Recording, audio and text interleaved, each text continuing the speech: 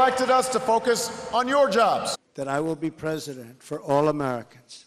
Et je tiens à vous exprimer ma profonde gratitude.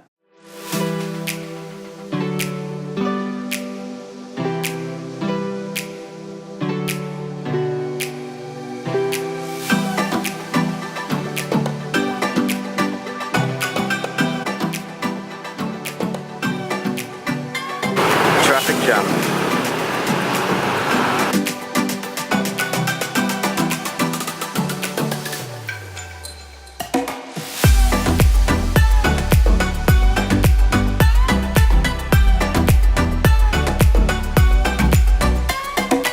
A couple of months ago I did an article about how to trade Brexit and how to trade the American election. Those were two big things.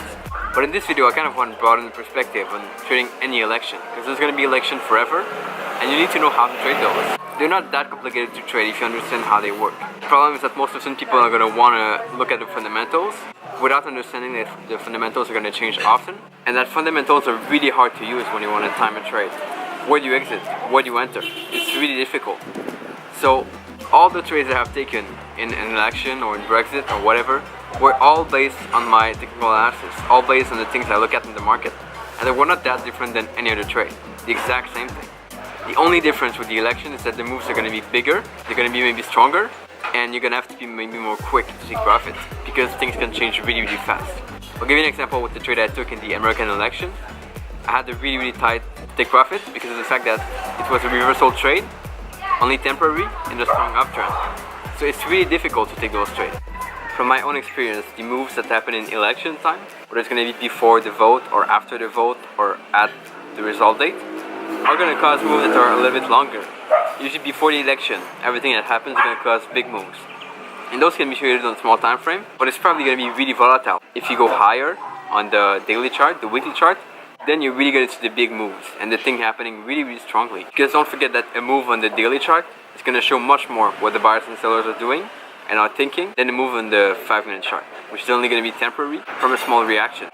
One of my biggest regrets, I think, when it came to trading election or special event was the fact of not taking the trade because of the event. Whenever I would see a setup, I would use the election or Brexit or whatever as a reason not to enter any trade. The thing is, if you do things sensibly and if you put your stop loss, your chances of being wrong are always going to be like 50-50. You could be right, you could be wrong, you just need to accept it. The main thing I recommend is that you use the same technical analysis on the pairs that are going to be affected by the election. If the election is happening in Europe, it's going to be the euro. If it's happening somewhere else, it's going to be another pair. Pick the major pair, and that's going to help you really drive your trades.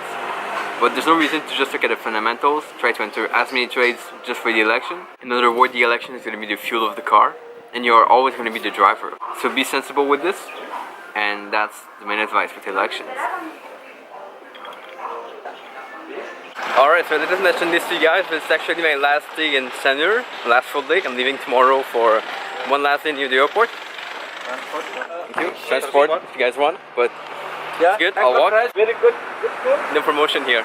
But actually my last day in Senur, I'm going to be leaving to Denpasar tomorrow. I'm going near the airport for only one day. It's already almost the end in Bali. I don't know what I'm doing, but I'm walking toward the hotel. Okay, I've walked about 30 seconds or a minute since the last time I spoke. Met about 10 taxi people. Freaking amazing.